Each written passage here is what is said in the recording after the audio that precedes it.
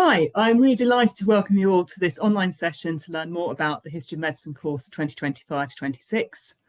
My name is Dr. Anna Simmons, as Matt has mentioned, and I'm course director for the History of Medicine here at the Society of Apothecaries. This course is designed to help participants fulfil their personal objectives and interests in medical history. From ancient healing practices to modern healthcare systems, you'll trace the evolution of medicine through time and across cultures, with a focus on the Western medical tradition. Topics covered range from ancient, medieval and Renaissance medicine through to psychiatry, epidemics and public health. Experts from various academic disciplines and institutions deliver a range of sessions both in person and online. They take place across from September to June, with 7 live in person in London and 7 live on Zoom. Drawing on the rich heritage of the Society of Apothecaries and its splendid livery hall, the course includes collections-based sessions and visits to London medical museums and archives. Next slide, please, Matt. Thanks. The course is part of the Centre for Health Studies at the Society of Apothecaries. But what is the Society of Apothecaries? The short answer is a City of London livery company, but the Society is much more than that. It is a unique and multifaceted medical institution dating back to 1617, with civic, ceremonial, social and educational and charitable roles. One of the most enjoyable parts of the course, I think, is having the opportunity to visit and learn more about this remarkable institution and become part of its activities. Next slide, please. One of the key strengths of the History of Medicine course is the range, expertise and number of lecturers involved. We draw on multiple networks in academia, medicine and museums to put together a broad programme covering ancient medicine to the present day. There are around 40 different speakers who all come from multiple institutions on this course. Like our lecturers, course participants come from various backgrounds and career stages and are all united by an interest in medical history. The first term provides an introduction to the subject, broadly covering from ancient times to the 18th century and taking a chronological approach. It includes talks on Egyptian medicine, hospitals in history, and apothecaries in general practice. Our speakers include historians such as Bill Bynum, Carol Rawcliffe, Caitlin Gainty, and Vivian Nutton. There are also sessions locating medical history resources and using images in medical history.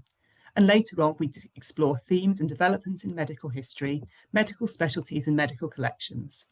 Later lectures include the evolution of surgery, the history of anatomy, and medicine in literature and film. Can I have the next slide, please, Matt? So what does a course day look like?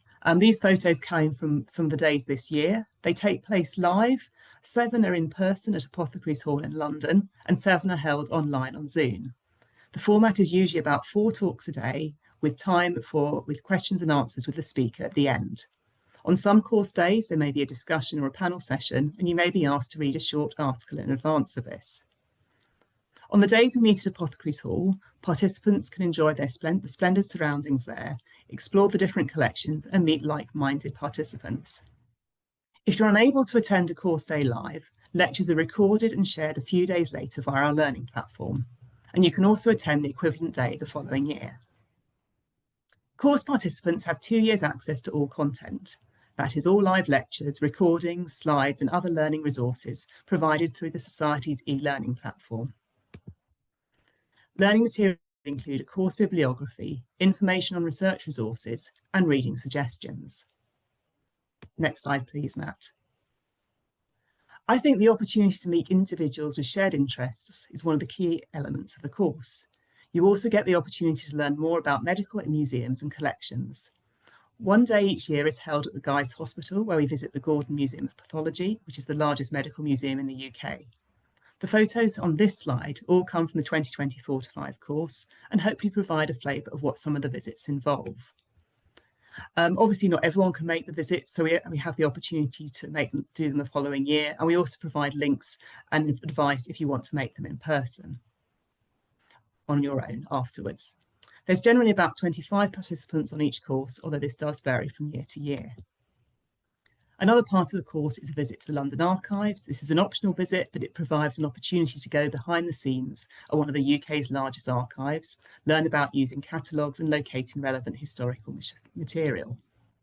We also have how-to sessions on the course, which look at writing medical history and turning archival research into outputs such as articles and blogs. Information sessions on the associated optional diploma in history of medicine of the Society of Apothecaries are also provided. One of the benefits of attending a course run by a small organisation is that participants get to know those involved with running it and their fellow course members. Very broadly speaking, I cover academic matters related to the course and chair most of the course days. Matt, our academic training manager, he manages onboarding, registration, our learning platform Brightspace, course day arrangements and pastoral care. I'm now going to hand over to Matt, who's going to talk about our learning platform Brightspace and give you a brief tour of the resources hosted there. So I shall end that, Matt, and hand over to you. Thank you, Anna. I'll stop sharing my screen. Thank you. As you've heard, my name's Matt. I'm the academic training manager, and I look after our portfolio of postgraduate courses in the history of medicine, but also the ethics and philosophy of medicine and our conflict and catastrophe medicine postgraduate diplomas, alongside all our short course offerings as well. I also have a counterpart in my department who takes care of our academic events in terms of evening lectures across both faculties, which you can access as a student of our courses for a special student rate throughout the academic years that you are involved. As Anna mentioned, your journey in enrolling on the course is a 2-year journey. You have a cohort year from the September to the June, where you can engage in course days and access all the recorded materials on Brightspace, our learning platform, which I'll shortly show you. You will also have an additional 12 months to access any of that material on Brightspace, to revisit any course days that you'd like to re-attend or you may have missed in the first year, or for revision purposes, should you decide to take the exam in a second year rather than do it all in 1 year. We like to do that to offer the flexibility to those who are perhaps working or can't fully commit to that academic commitment in a 12-month period, and to relieve pressure around perhaps attaining that qualification in such a short space of time. I'm going to give you a brief tour of Brightspace. Onto loads. And share my screen. So what you can see here is our learning platform Brightspace. When you enroll, you'll be prompted to make the payment and then set up an account on this platform. Now, this is our site for all information, and it will be renovated as well to become a kind of central notice board to not only our events, but also signposting events with all our partner institutions around particular events of interest that happen in the capital and beyond, including free lectures, other courses, and particular groups of interest to enhance your learning experience in the history of medicine and indeed other subjects. So when you log on, this is your homepage view. You'll see, as I scroll down, a picture of the academic department and the dean and some of our leaders within the Worshipful Society of Apothecaries. You'll see a welcome message that is designed to you, and then you'll see this view that says My Courses.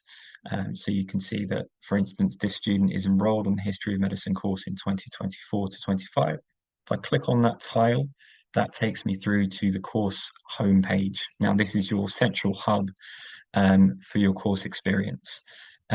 Firstly, you'll see a range of tiles here.